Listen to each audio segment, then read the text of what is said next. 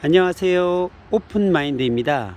제가 오늘 나온 곳은 고덕 신도시 내에 보면 삼성 반도체가 있습니다. 그 삼성 반도체 현장에 나와 있습니다. 이렇게 화면에 보시는 곳은 주차동입니다. 주차동을 옆으로 이렇게 끼고서 돌리면 바로 여기가 펩2 공장에 붙어 있는 사무동입니다.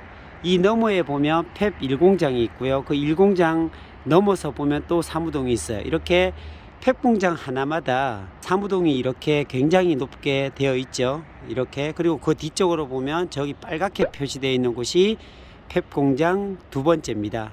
그리고 옆으로 지금 만들어지고 있는 곳이 팩 공장 세 번째고요. 세 번째 팩 공장의 이 길이를 좀 궁금해 하시는 분들이 있는데요. 이 가로 길이 있죠. 이게 가로 길이가 몇 미터 정도 되는지 아세요? 이게 176m입니다. 우리가 그냥 눈으로 봐서는 이게 무슨 한 50m 정도밖에 안 되겠다라고 생각이 들지만 실제로 176m고 이 높이가 어느 정도 될 것 같아요? 101m입니다. 공식적으로 나온 그 데이터에 의하면 이 높이가 아래에서부터 이 위쪽으로 가는 이 크레인 있는 거 있죠? 이 최상층까지 가는 게 101m입니다. 그리고 팩공장 세 번째 같은 경우는 세로 길이가 있죠? 이 세로 길이가 750m입니다. 그러니까 가로가 176, 높이 101, 세로 750m, 축구장 25개 크기입니다. 이 정도 크기로 만들어지는 것이 바로 삼성 반도체 P3 펩 공장이라는 사실이죠. 자, 그러면 평택의 고덕 신도시에 삼성 반도체가 위치해 있다는 의미는 무엇을 말할까요? 바로 이 펩 공장 하나하나에 보면은 규모가 굉장히 큽니다. 직원 수도 제가 듣기로는 펩 공장 하나의 정직원, 일하는 정직원만 해도 5,000명이 넘는다고 합니다. 그런 정직원이 5,000명, 그 다음에 P2 공장에 또 5,000명, 3 공장에도 또 들어오겠죠. 펩 공장 하나하나에 갖춰야 할 것은 또 다 갖춰져야 됩니다. 공장 하나에 생산관리나 QA, QC 같은 품질관리 영역에 있는 분들이나 자재, 구매관리, 기술 연구, 이런 인력들, 사무를 보는 사람들이 필요하기 때문에 사무동이 필요합니다. 그래서 얼마 전에 또 발표가 있죠. 삼성 그 반도체 평택 공장 내에 53층 규모로 통합으로 해서 사무동을 짓는다고 합니다. 그러니까 말이 53층이지 지금 평택에서 제일 높은 빌딩이 될 것 같습니다. 현재로는 53층 규모의 사무동이 바로 어디 만들어지냐? 바로 여기 주차동이 있죠. 이 주차동 뒤쪽으로 해가지고서 만들어진다고 합니다. 자, 그렇게 되면 통합 사무실이기 때문에 삼성반도체 P1, P2, P3, P4, P5, P6까지 만들어진다고 확정이 돼 있죠. 이런 규모로 이 뒤쪽으로 53층이 세워진다. 한번 상상해 보세요. 얼마나 높고 웅장할 것인가 기대가 됩니다. 자, 이렇듯이 삼성이 주는 효과는 실로 어마어마합니다. 평택의 인구 증가가 지금 계속적으로 늘고 있고요. 우리가 생각하는 80만, 100만이 그렇게 멀리 가지 않을 것 같습니다. 뭐 한 20년 이상 가지도 않고 그 전에 100만은 훨씬 넘어갈 것 같습니다. 수원이 그랬고요. 수원에 삼성 반도체가 들어오면서 서울 같으면 전국에 보면 서울의 직장 연봉이 한 4천 몇백만 원이라고 합니다. 평균이. 근데 수원 같은 경우는요.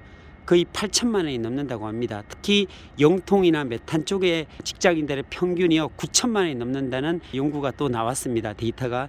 그 정도로 삼성이 들어서게 되면 이 주변에 고액의 연봉을 받으시는 정직원들이 계시기 때문에 이 소비가 어디에서 일어날까요? 바로 고덕 신도시에서 일어난다는 사실이에요. 그래서 평택의 가장 중심이 고덕 신도시가 될 것 같고요.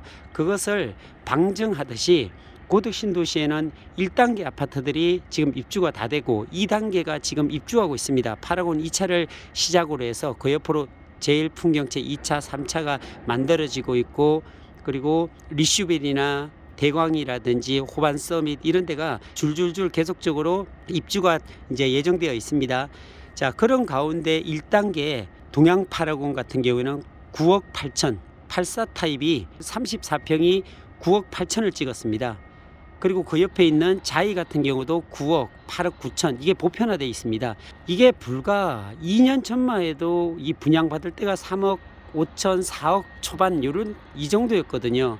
그런 곳이 9억대라는 것이 진짜 믿겨지지 않습니다. 그러니까 실제적으로 삼성반도체에 근무하시는 정직원분들이나 동탄이나 아산이나 천안에서 올라오시는 이런 삼성반도체에 근무했던 분들, 그리고 동탄에 집값이 올라갔던 것들을 경험했던 분들이 실거래 기준으로 지금 입주하고 있습니다. 이제 10억에 다다르는 그런 8억, 9억, 지금 9억이죠. 9억이 넘는 가격들에 입주가 되고 있는, 실거래가 이루어지고 있는 이러한 현상이 바로 삼성이 주는 이런 효과이지 않는가라는 생각을 해봅니다.